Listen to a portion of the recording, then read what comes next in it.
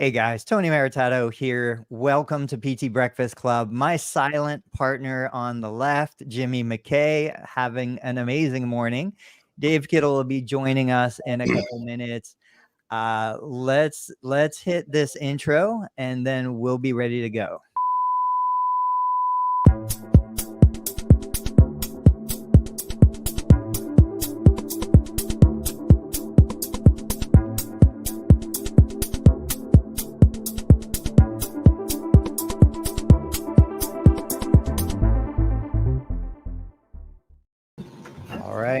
Dave Kittle is back.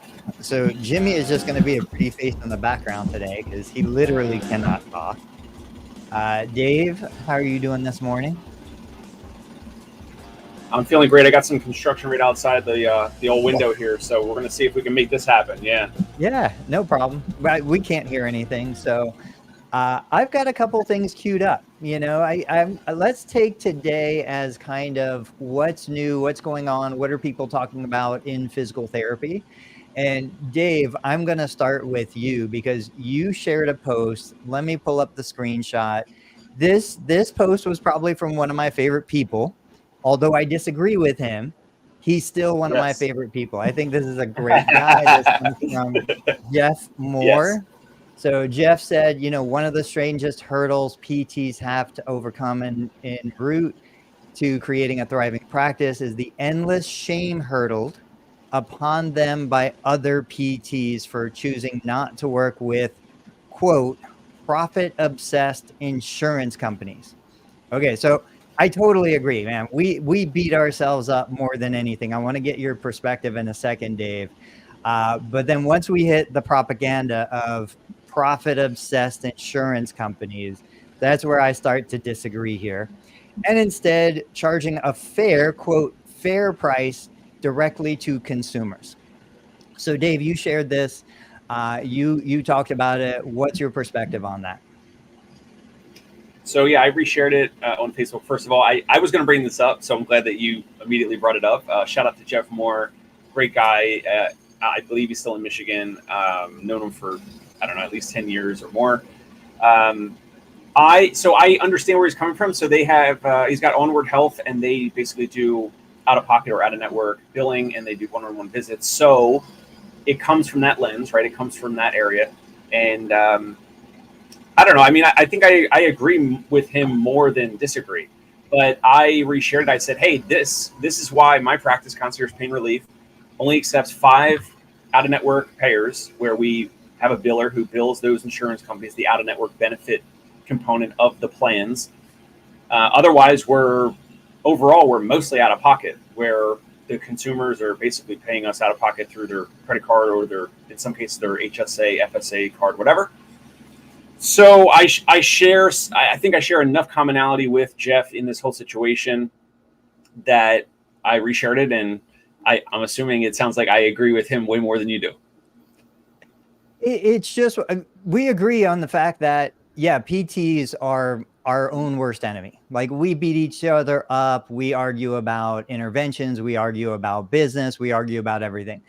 And ironically, as much as PTs are like, hey, we're going to help every patient achieve every, objective and every goal they have with ourselves, if I want somebody to tell me no, first person I'm going to ask is a physical therapist, because when I post anything on social media, every physical therapist comes on with why I can't do it, why I'll never do it, why I shouldn't do it. It's all negativity, which is so disheartening because they would never be like that with their patient. So that being said, from my perspective, and believe me, insurance companies don't need me to be their advocate. But truth be told, they don't care. Like, United Healthcare is everyone's favorite scapegoat. I was teaching last night. We were talking about United Healthcare. I was showing, Medicare Advantage plans and comparing that to traditional Medicare. Everybody wants to beat up on Medicare Advantage. But the reality is traditional Medicare, if you're a Medicare beneficiary, Part B, yes, you have an amazing amount of freedom and lots of coverage, but you pay for that. Medicare Part B premiums, monthly premiums range between like $200 and $500. Then your supplemental insurance is going to be another $200 to $500. it's not unreasonable for a Medicare Part B beneficiary to be paying $500 to $1,000 a month for primary, secondary insurance. Awesome. But if you go and look at the plans in your area for Medicare Advantage, lots of them have zero monthly premium. Lots of them have coverage that Medicare Part B doesn't offer, like fitness memberships, dental, vision, pharmacy, all this other stuff. So from the consumer side, I'm going to go with a plan like that if I'm not traveling the world, if I don't need unlimited access to every physician in the United States. If I have my own doc and I'm going to stick with my own doc and I'm going to stick with my own hospital and my own location, I'm just going to take the most affordable plan. But don't vilify it because I'm choosing something like that, you know? And then to say that insurance companies are profit, whatever, ironically, aren't we the ones complaining we don't get paid enough? Aren't we the ones complaining we need more money? Aren't we the ones obsessed with profitability because, you know, we feel like we don't have it? And if you look, go on to Yahoo Finance, what's the profit margin for most of these insurance companies? 3, 5, 7%. I know a lot of therapists that are making more than that as profit. So we're you know, just as guilty as any other business for trying to maintain profit margins. But what do you say to some of that? All right. Well, there's a whole bunch of folks, I'm sure, live and eventually watching this recording that's going to be mad at Tony. So let me speak for them, Tony, real quick. So first of all, the insurance company, like first, United Healthcare is like the 5th highest revenue company in the US. That arguably is crazy. Like you got Facebook, Google, I think ExxonMobil, Berkshire Hathaway, Walmart, and I think United Healthcare is somewhere around 5 or 6 or something at any given year over the past several years. Is that kosher? Does that even make sense? That's a talking point. Another talking point I wanted to bring up is I wanted to ask you as a recap, Tony, when did you open your practice? It was 2000 something. What was the year? 2001 into 2002. 2001 into 2002. Do you recall the dollar amount of your average payer back then, or your top payer? Like, what do you remember what the dollar amount was? Yeah. We were averaging about $105 per visit. You know, even back then, United Healthcare had a daily limit of like $70 or $75. It's gone down since then. But we were on average $105 per hour of physical therapy delivered. Okay, $105 around 2002. They've cut, so everything else has increased since then. You know where I'm getting at. Everything else has increased. The clothes that we're wearing, the Wi-Fi that we're on that we're paying for, the rent, the mortgage, the interest rates have changed, obviously, and fluctuate, but cost of living, rent, whatever it might be, utilities, all the cost of living has increased between 2002 and 2024. In some cases has increased dramatically. And these third-party payers, this is I want to speak to the folks at home getting mad right now at Tony Maritato that are grabbing their pitchforks and they are coming to Middletown, Ohio to come after Tony Maritato. That is what Jeff Moore is getting at. That's what he would probably say if he were here. You and I have watched enough of his videos and his content and his, understand where he's coming from, and we know him well enough. That is the crux of it. The challenge is like we have this third-party payer system, and it's different compared to any other industry where any other industry where the consumer, the customer is paying the vendor, the supplier, the company, whatever, directly. So this is the challenge of this whole third-party system. But I just wanted to bring up the example. You had a $105 payer on average, or your highest payer, in 2002. And in 2024, now they're paying 70, 80, 90, or somewhere below $105. That is a huge issue. I know it's not easily fixable, but I don't know, like you just have a different approach to it where you kind of have a business model and have all these other things going on where you understand at a high level, like how you can adapt, how you can be amenable to that, how you can do things differently. When people are, as you know, practice owners are practicing in the traditional old therapy model, and each year they're having less reimbursement, less payment, that's where all this is coming from. But fill in some gaps here. Let me give me some feedback. Give me some. Yeah. Give me some. So I appreciate the intent of what Jeff is getting at, in that we need to innovate. We need to, support our peers. We need to help them kind of find profitable ways to deliver services. I don't think we need to sling mud at the insurance companies, and I don't think the insurance companies are the enemy, because they don't give a crap about us. They don't care about us. They're not thinking about us. They're not worried about us. Couple things that you said. So UHC is one of the highest revenue companies. Revenue is not profit. So yeah, like I know. It's pretty much mandated that everybody in the US has health insurance. So I would imagine a health insurance company is going to have high levels of revenue. But if we're going to call them profit hungry, whatever, greedy, we need to look at ourselves in the mirror first. We're looking for bigger profit margins than they're looking for. The other part of it is locus of control.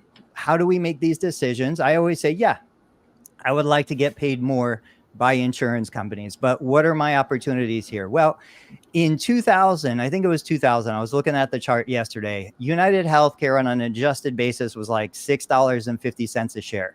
Today, it's like $580 a share. Well, you know what? I could have bought shares back in 2000. There is nothing stopping me from being an owner of United Healthcare. And any therapist that has a 401k, that has exposure to the stock market at large, they are benefiting on the back end from United Healthcare's profitability. There is no human that's like, I am United Healthcare. United Healthcare is a collection of investors. We are among those investors. We benefit on the appreciation. I see it. We benefit as the consumer, because guess what? I have health insurance. I had United Healthcare as my health insurance for a long time. Why did I choose United Healthcare? Because they were able to negotiate lower fees for the providers. So as the consumer, my monthly premiums were lower. I save money on the monthly premium, just like Medicare Advantage plans. They have zero monthly premium. I make money on the stock investment because I have exposure to the stock market and mutual funds and potentially United Healthcare specifically. So I give up a little bit of profit on one end, but I make up the profit on the other. And again, nobody is being forced to contract with United Healthcare. So to Jeff's point, if you can't afford to deliver a profitable therapy session for what they are offering to pay, don't sign the contract. Like, there is absolutely nothing forcing you to sign the contract. We signed those contracts either because we want access to their beneficiaries, or we can do it in a profitable way. I can do it in a profitable way. I am happy to sign the contract, and I don't have the problems that you hear about from other therapists. I don't have takebacks. I don't have rejections. I don't have denials. My assumption is, when you hear therapists complaining about United Healthcare taking money back, it's because they did something wrong. They didn't understand the process to submit a claim based on the customer, United Healthcare's guidelines. So of course they're going to refuse to pay you if you don't do what they're paying you to do. All right, we got some OMG when you look at it that way. Thank you. I appreciate that. There's always a different perspective. Wait. They were talking about my perspective or your perspective? I don't know. I'm going to assume it's my perspective. So go ahead. With Jeff's point, fair. I don't know what fair is as well, but a fair amount would be I suppose covering costs and being able to pay the labor side, the physical therapist side. All right, so she said Tony's side. So yes, makes sense. When you look at it Tony's way, and everyone's loving Tony's way. So, but that's the thing. So you can certainly have a Tony Maritato style adaptability and practice model. For us, for example, we're in New York City. There's absolutely no way that we could do any in-network plan. Arguably, Fox Rehab does it with Medicare Part B, but they're huge. They're at scale and they make it work, and they have slimmer margins. But if I have to pay a therapist, if I have to incentivize a therapist by paying $80, $90, $100 per visit for them to go do a 60-minute home visit, that is basically everything that Medicare pays, and that is more than all the in-network contractors, in-network contracts of what they pay and they reimburse. So for the current in-network reimbursement for doing, at least for doing outpatient physical therapy in the home, in most places, especially in most metros, it's just not feasible and not possible. So sometimes, I mean, just not to go up on my soapbox, but sometimes we have to explain some of this to prospective callers on the front end. But then again, most of the time, if someone's looking to use their insurance, we're not the right fit. They might call back and say, hey, you're right. Like, we called 5 other places and they have a 2 or 3 month waiting list, or the therapist came for 12 minutes and said to my, spouse, like, oh, walk with the cane. Yeah, you're good. All right. That's it. And like, that's physical therapy. So like, man, the challenge is like, there's just so many different angles. There's so many different perspectives and situations for all this, for the payment side, the insurance side, the labor side. And also I would love to get Jeff Moore on here. Maybe after Jimmy McKay comes back from the voice disabled list, the 2 to 14 day disabled list, whatever it might be. We get Jimmy McKay back on here. We get Jeff Moore. We go foursies.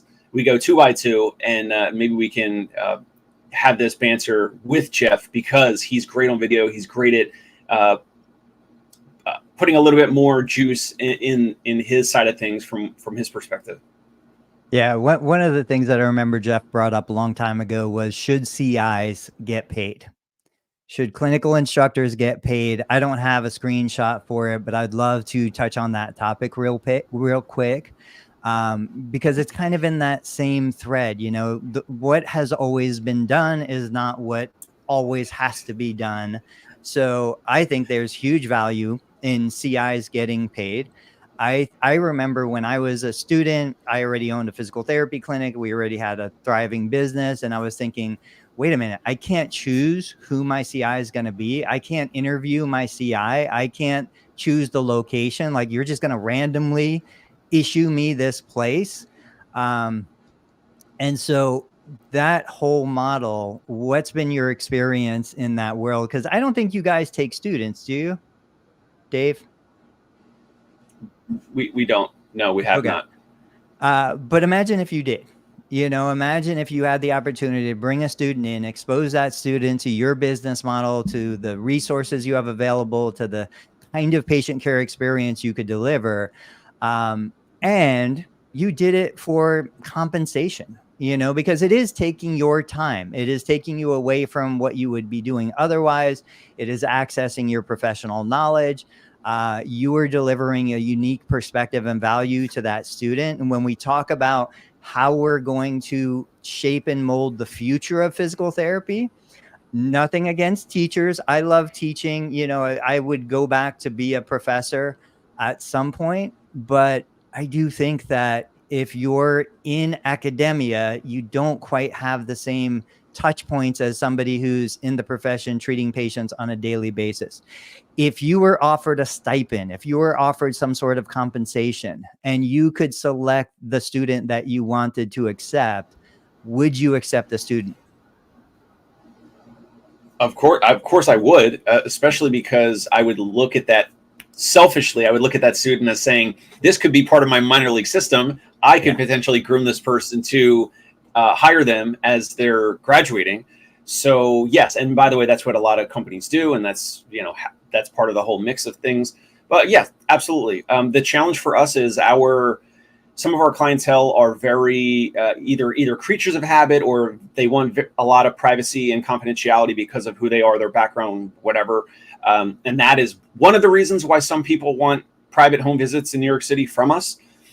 And so the student coming in, we've asked this before. We've had like therapy candidates. We've had other folks ask to shadow, or we've had candidates that are potentially looking to work with us, and they're like, hey, can I join you for like a couple home visits, like to just shadow and kind of see how it is, like if they have not done home visits before. And then we'll ask our patients, our clients, and most of the time they say no. So the student, because it hasn't been introduced already. Now, if the student was already with me and we're starting a new plan of care, a new interaction with a new client, then it would be like, well, that's how it started from day one. So like, that's just how it is, and that would be fine. So I think there would be a little workaround or some nuance, or I would have to say to the current patients, like, hey, I have a student starting in 2 to 4 weeks, and like they have to come with me no matter what. We have to have them come as part of our arrangement. But again, we're going into people's homes, so if someone doesn't want it or doesn't want a second person standing there like awkwardly watching everything, that's just where this is what some of the patients and clients have said. So like, yeah, I mean, we would have to maybe, I don't know, maybe figure it out, but it would be doable. And yes, I would be open to it. What are the non-financial benefits of being a CI? So I do think there's a level of personal satisfaction. By the way, I bet you guys are going to remember this. I just grabbed this image today. Jimmy is Silent Bob. If you guys remember, Jimmy is Silent Bob. All right. For me, now I've disclosed, like, I haven't taken a student in a couple years. Once COVID hit and I was more out of the clinic, I just didn't have the resources to take on students. I would do it virtually, but not in the clinic. I just agreed. They strong-armed me into it, to taking a student, making a spot available for sometime in 2025. But that being said, it makes you feel good. Like, you feel like you're influencing the future of the profession. You feel like you're giving back. The student's going to ask you questions that make you think clinically a little more diligently than you might have otherwise. But like anything, my wife reminds me all the time, there's a difference between doing the things you enjoy and doing the things you need to do. I know when I have a student, my documentation falls behind. When I have a student, a lot of other responsibilities get pushed to the back burner. It does cost me money to bring a student into my clinic. So it's like, how much am I willing to pay for that student to be here with us? I think Jimmy was referencing Justin Stiver down in Florida. Like, they do interviews. They're very selective about the students they bring in, but they have housing and they have other benefits that they could provide the student. I just think that we need to re-examine the opportunities there. And even if the universities refuse to pay CIs, I bet the student's family, if it's possible, like, I don't know the ethics of it, I bet the student's family would pay the CI if it was the right CI. Because if I already invested $150,000 in my education, paying $3,000 more, $5,000 more for a great clinical experience that's going to set me up for the future, I think it's an investment well worth it. Plus, you can also learn a lot from students, give and take. Also, really, go ahead. Really quick, to bring Jeff Moore back in that conversation, and with clinical instruction and clinical education. Do you remember several years ago, this was pre-COVID, he used to go live like most mornings, like Monday through Friday. He went live at it was like 6 or 7 a.m. like a maniac. God bless you, Jeff. You're the man. And it was so entertaining. He'd go into his clinic. It would be really early. I don't know why I was up that early either on like Facebook, or I was getting the notifications, and he'd like make his cup of coffee, right? And he'd be like drinking a hot cup of coffee. He'd start talking about clinical stuff, clinical considerations. He sometimes would be treating, he'd do demonstrations. He would be treating like one of his therapists. If he had a student, he'd be treating the student, or they would have a conversation. He would be treating like one of his aides or assistants at the time, I think. So he would be showing like hip mobilization, or he would be talking right into the camera. He did that for so long and so consistently. And I don't know if that was part of like his way to kind of get Ice Physio, like his education company, off the ground. But it was such a great idea. And I don't even know where those videos are, Jeff. By the way, they should, hopefully they're on YouTube, but I think they were just all Facebook Lives. Did you catch any of those? Did you guys remember that?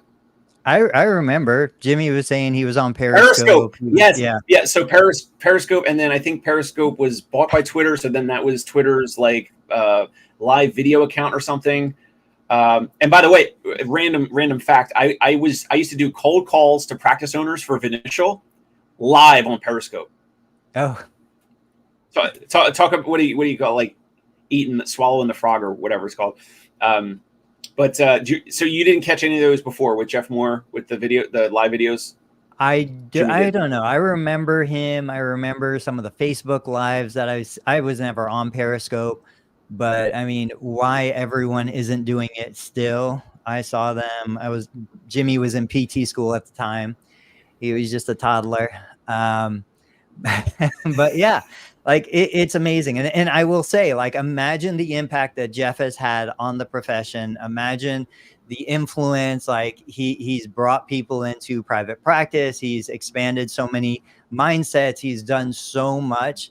Uh, I don't ever want somebody to think that I am against anything that Jeff is doing. I think everything he does is gold. I love him. I love Zach Long. These guys are just innovators, but it's just that one little aspect of that one thing that I think we need at least to hear the other side of the story, you know, and that's what I always hope to bring is the other side of the story or a different perspective. That being said, I wanted to talk about how you guys are being perceived on social media. And like Dave, I didn't do this for yours, but I don't know if you've done this lately. This is a screenshot. So I opened a Google incognito browser, trying to limit all of my search history and stuff. And I just put my name in quotes to see what comes up. Like, where do I stand? Now, interestingly, if you would have done this a couple of years ago, Total Therapy Solutions would have been at the top of that list.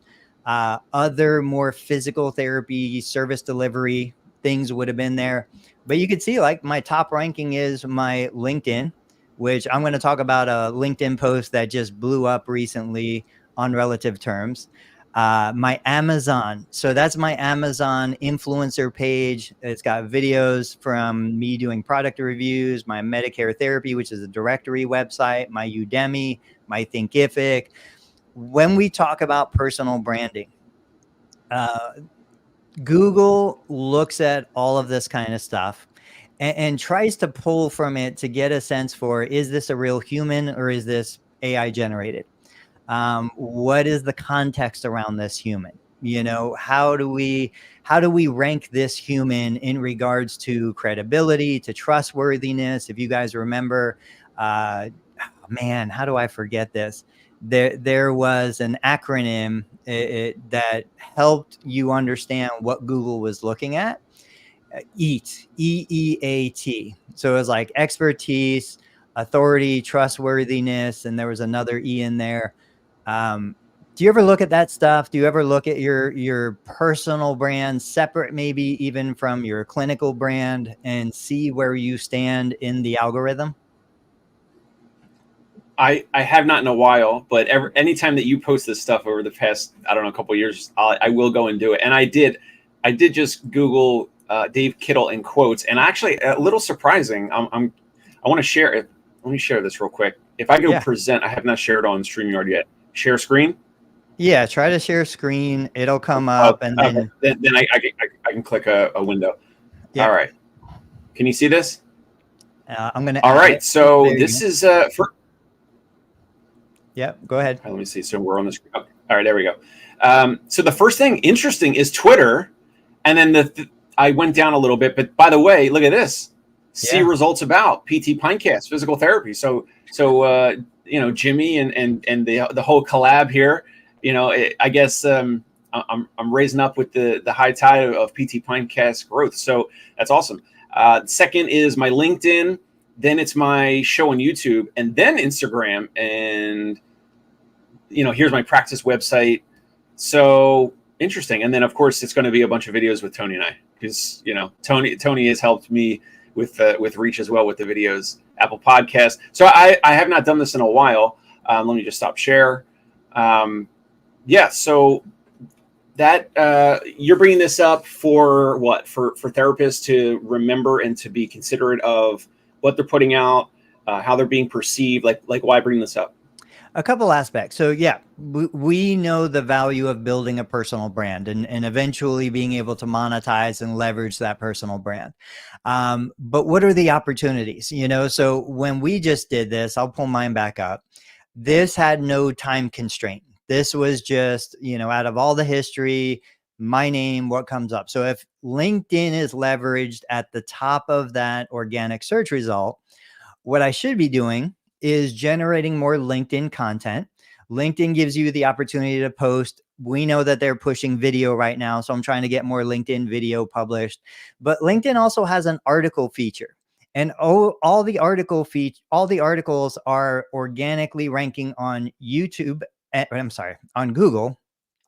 So if I want to get an article out there about dry needling, I will write an article, put it on LinkedIn, optimize it for SEO, and Google will start to present that article. And then, of course, from that article, I can link into my business. I can link into my other resources, whatever I want to do. But to me, what that gives us is it gives us a sense to know where is the attention going? What is Google prioritizing? Because Google still gets a ton of search. And where should I put my time and efforts? Because if we're just throwing stuff out and not knowing where it should go, I think we're losing some of that time and value. And for you, same thing. Like you're treating professionals, you're treating CEOs or retired individuals. If Twitter is up there at the top of your organic search results, man, I would be leveraging Twitter above some of the other platforms, because that's probably going to get that message out in front of the right people. I just wanted to share that for other therapists. And the funny thing with that. Oh, you froze. Go ahead. Say that again. I'm here. No, I'm here. I'm here. So the funny thing when I shared, and I can pull it back up, but when I shared my Google query here, the first thing with the Twitter, I guess like the sub headline is my popular tweet that had whatever 96 or whatever thousand impressions. A physical therapist should be physically fit if they want to charge $250 to $400 per visit and get patients to invest in their health and wellness, agree or disagree. Not all of that was shown, but like most of it was shown as like what do you call it? Like the preview or whatever, like like the sub headline of the first search result for Twitter. So anyway. The other thing you guys could be doing is limit the search criteria to specific amount of time. So you can do your search, go into the options, limit it to the past week, limit it to the past month, see what the most current content is. And that's what I do a lot when I want to just see, am I getting backlinks? Am I getting citations? Like who is talking about me or where are the links coming from? I just limit it to the most recent week. And I try to do that once a week to just get a sense for what's going on. That being said, do you have a topic, Dave? Because I don't want to bogart the whole episode. No, yeah. So in the private chat here, Jimmy put in his poll of the week from LinkedIn, and so Jimmy asked, which of these stings the most about your DPT degree? The price tag, the cost of your degree that puts a dent in your wallet, the ROI, the value of your degree in terms of what it's brought to your career. So here on the screen right now, this was posted by Jimmy 15 hours ago. Degree dilemma: what frustrates you more? As professionals, we've all invested time and money into our education, but the question remains, which of these stings the most? The price tag, the ROI, or show results. So the price tag, the cost of your degree that puts a dent in your wallet, or the ROI, the value of your degree in terms of what it's brought to your career. And this poll is getting popular already. So far, the price tag 47%, the ROI, what was it, 40%, and then show results. I have it; it's covered on my screen now. Show results 13%. So Tony, what do you think so far? Well, like Jimmy's saying, ironically, more people are mad about the price, but they knew the price before they bought it.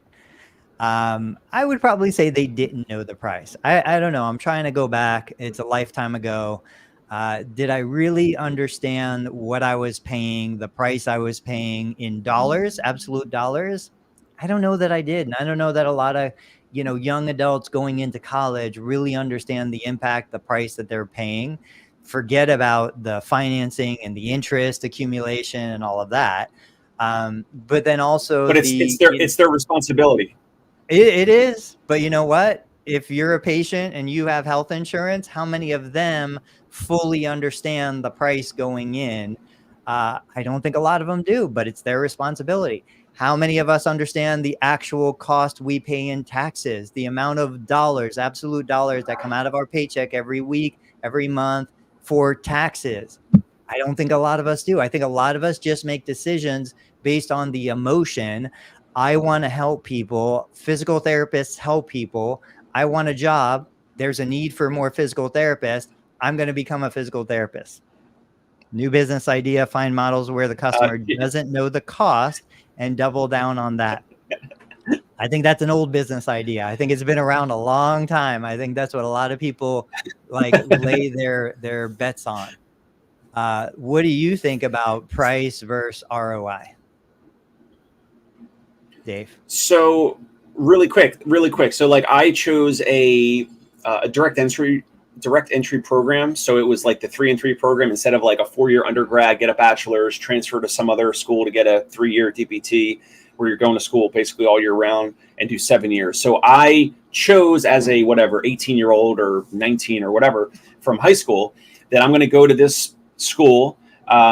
Luckily, I was playing D2 baseball, got some baseball scholarship money, but I knew that it was going to be a 6-year program. And then at the end of that, I get a bachelor's and the doctor of physical therapy degree.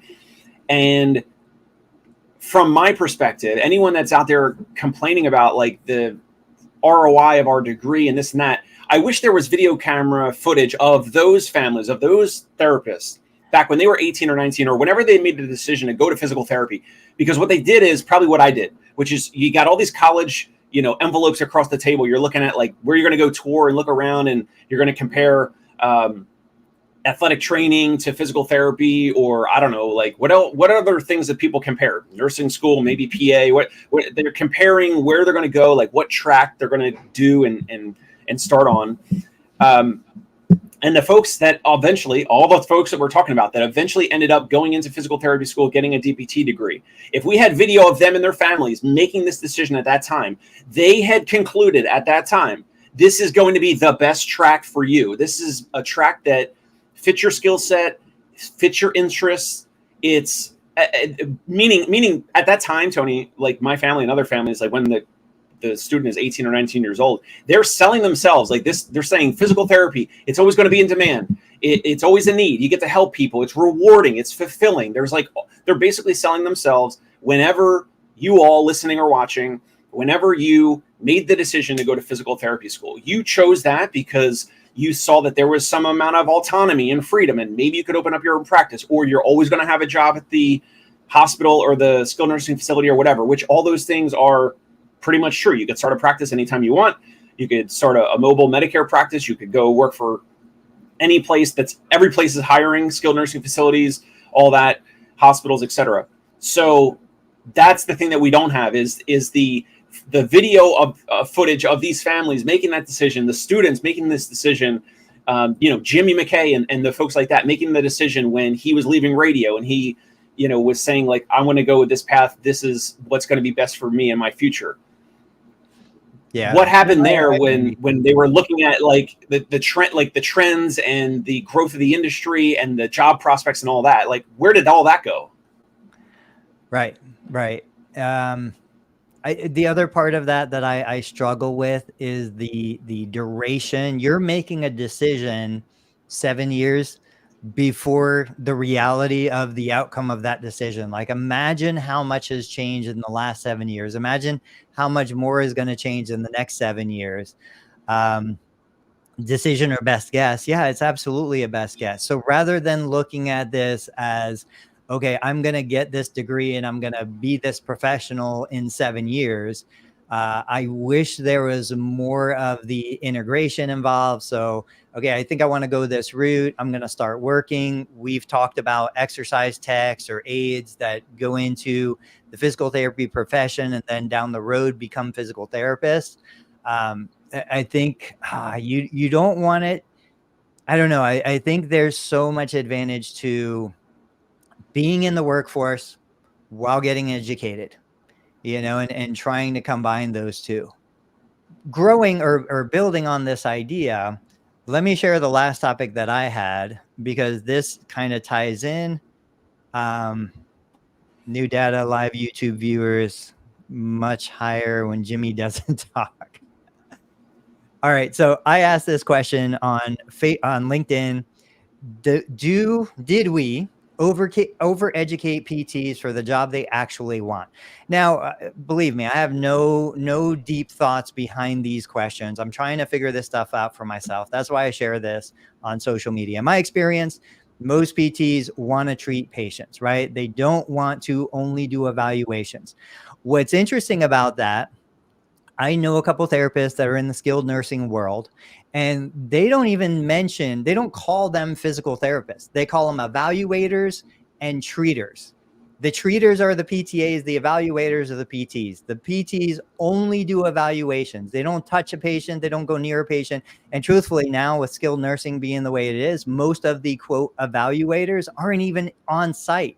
They're doing it through telehealth. And they're just doing it as a way to rubber stamp the plan of care and get that person to see the PTA. So it's okay. They want to treat.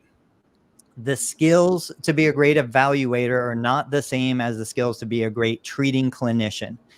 I said a neurosurgeon could kiss a boo-boo and stitch a laceration, but if that's what they want to do most of the time, why did they spend all that time becoming a neurosurgeon? Now we have stacks of DPTs who want to spend most of their time treating patients rather than evaluating and starting a plan of care. 65% agreed, 35% disagreed. I got 84 votes on it. This particular post was kind of sitting dormant for a while and then all of a sudden spiked. I think I'm at like 34,000 impressions right now over the last 7 days. So pretty interesting from that perspective, but I don't know. Should we be more of vocation in a technical school, or should we be more of, an elevated profession in a DPT program? And it's not a argument over the DPT. I don't care about the DPT. It's a discussion around what do we actually want to do? Why did we become physical therapists? What is the actual service we want to deliver? In the beginning, my first decade of being a therapist, I wanted to treat. I wanted to engage and interact. I was more like a personal trainer. I wanted to, motivate and encourage and figure out new and innovative ways to deliver an exercise intervention that made my patient who hates exercise love what they were doing. That was the stuff that I wanted to do at that point. But there's not a lot of money in that. There are personal trainers with a weekend certification who could do it just as well as I could do it. So this goes back to the discussion around how do we afford to be a physical therapist? Go ahead, Dave. So I clicked agree on your post here. Who is your customer? What's funny is I voted when there were only 9 votes, and it was 33% for agree, 67% disagree. Then when you shared it, because I must have voted like when it first came out, and now you said you have like 60 or 80 or whatever folks that voted on it. Now it flipped the other way. So it's majority agree they agree with your post, right? Yeah, to my understanding, there it is. They agree that we've overeducated individuals for what they actually want to do. We've overeducated them for what they actually want to do. And that has nothing to do with price or value or anything like that. Go ahead. I was looking at a different agree or disagree post of yours, the who is your customer one, which would be another topic another day. Yeah, no, this one's about the education. And it goes back to, look, out of all the things that I can do, I believe, this is my personal opinion, the highest value, the highest ROI, back to Jimmy's post, is I am going to evaluate the situation, right? And I try to compare it to like the architect versus the person who actually builds the house. The highest value on a per minute basis is the architect who designed the house, who ensured safety, the engineer who made sure that it's not going to collapse. So as the therapist, like my highest value that I could deliver is, let me evaluate the human. Let me look at all the factors in play. Let me look at the differential diagnosis. Let me do the clinical exam. Let me talk to the person. What is your true objective? You say this might be your goal, but I have a feeling the underlying issues, the insecurities, the other things, probably really the plan that will help you achieve your outcome is this. And I create the plan and I create the patient-centered goals. Man, that is like $1,000 an hour value. And I think people who have the income understand that. That's why, Dave, your business is what it is. But then the other level of that is, okay, does it take me to actually deliver the intervention?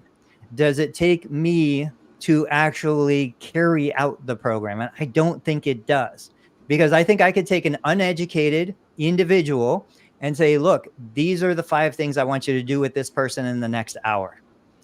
They're not thinking, is this the right thing to do? They're simply following the blueprint, but the therapist wants to do that. So it's like in a business, and I'll make this correlation.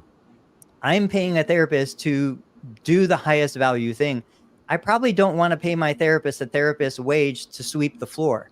I probably don't want to pay my therapist a therapist's wage to organize the shelves and to wipe down the tables, right? But in a certain respect, that's what a lot of us wanted to do. We want to be there with the patient, treating the patient, but that could be delivered by anyone. It doesn't have to be delivered by a therapist. So what do you say, Dave? I have to disagree. The past, the couple minutes ago when you said a trainer can just take a weekend course and do about the same as you, I disagree. Tony, Rob Vining and I, we highlighted some of your clever MacGyver type videos using, like monster bands and all these other things that you've used to help your patients and clients over the years. And I think you are so advanced with your ability to maybe evaluate and treat patients and clients. I think you it's almost comes so easy to you that maybe it's like so simplified that you think a personal trainer could go learn a weekend course and then do the things that a lot of us do. So I definitely have to say I disagree with that. So let me clarify, because I don't think I explained it quite right. Yeah, I agree. Like, there are clinicians out there that have amazing brains inside their skulls, and they're incredibly creative, and they have all that stuff. But what I'm saying is, do you think I could take a person who doesn't have the skills, knowledge, and education of a therapist and say, I want you to do this thing, whatever that thing is? That person could probably carry it out. I'm not saying that person is thinking of the thing. They're not creating the thing. They're not choosing the intervention. They are simply delivering the intervention. I think anybody could do that. So you pay the therapist for all the creative and the wisdom and the experience, but you shouldn't necessarily be paying the therapist to deliver the intervention. Now, there are interventions that require your expertise during the delivery, right? And Medicare has a great example. If you have a patient with a humeral fracture that's unhealed, and that patient requires passive range of motion, I am not going to tell an untrained, unlicensed individual to mobilize that shoulder, even though from the outside, it just looks like you're moving their arm. But for a lot of the stuff that we do, I can tell somebody what to do. They don't need to know why they're doing it. They don't need to know the background behind it. I see what you're saying. Yeah. And so if I'm a therapist who wants to maximize my income, I need to deliver. I need to solve the highest value problems. And that is not sitting there with your patient, no matter how much you love it, socializing, connecting, and doing all those things. You can pay somebody who has a great personality and a good disposition to do that stuff for you. All right. So fine. I agree with that. And then also this kind of supports kind of what you usually say, which is a comment here live from the Myofascial Clinic. Thank you for your live comment. They said, because the right evaluation is the magic to the entire plan of care. And that's kind of what Tony has been saying today and recently about the value of the licensed physical therapist and the ability to evaluate or reeval or reassess. And I agree. So that sets up the whole plan of care. And then depending on your practice model, you can have some of the plan of care or a lot of the plan of care be carried out by a physical therapist assistant or whatever it might be. Yeah, Jimmy, like driver's license, you can go where you want, on-road career. Yeah, and like Dave's model, I come from a fine arts background, so I'm going to talk about Pablo Picasso. I can spend millions of dollars buying a unique Pablo Picasso painting. I can hire Pablo Picasso, because he's a painter, to paint my bathroom. Paint it blue. I think he passed away. Right? But what? Anyway, Pablo went through his blue period. I can pay him to paint my bathroom blue. Dave You have people that say, I don't care if a lower trained individual can deliver this intervention because the therapist prescribed it. I want to pay the therapist to deliver that intervention. You're in that world, and that's amazing. But that's not the insurance-based world. So this is where we need to say, what about the people that don't want to pay Pablo Picasso to paint their bathroom? Maybe they want to paint it themselves, or they want to paint a kid down the street $100 to paint it. Like, how can we open up those opportunities? I think that's what we need to put our efforts into. Absolutely. Great artists. I don't want to go longer than we need to. What are your parting shots? What are you thinking about? Parting shots. We'll go back to the whole Jeff Moore post and what we were talking about at the top of the show. I think it's just, again, it's important to know your practice model, your business model, know your team, the value that you deliver to whoever your ideal client or patient is. My ideal patient or client is very different than Tony Maritato's ideal patient or client. Yes, we're in two different states. Yes, maybe Tony, you're more in a suburban area. I'm in a metropolitan busy city area. If you know yourself, your practice, what you deliver, whatever you believe that you're either what you value or what your patients or clients are valuing in what they're searching for or what they value in your practice model, you have to know that. And maybe it takes some time to figure it out. And it's okay. And it's okay for both of, Tony and my practice to coexist in our great United States of America. And, we have two different models, and Tony has the in-network insurance model and has a brick and mortar office. And we are mostly out of network or out of pocket, and we go to our patients, our clients' homes. And at the end of the day, we're probably doing fairly similar interventions, and we're just delivering it or packaging it in two different ways. Absolutely. That's the thing. There is no wrong answer. I would say there's probably no right answer either. It's whatever is specific and appropriate to your situation. And at the end of the day, I mean, we have a finite amount of time on this planet. We want to enjoy that time. We want to enjoy that experience. I will do things that cost me money because I enjoy the way it makes me feel. But on the flip side, I have responsibilities I need to take care of that require I have enough money to pay the bills. So you guys just lead and cut your own path. You will find the happiness that you're looking for. Jimmy, just smile and wave. Just smile and wave. All right, guys. Jimmy's parting shot. You have 2 ears, 1 mouth. Use them proportionately. We will see you guys coming up this next Tuesday and Thursday, 8:30 a.m. Thanks so much for joining us.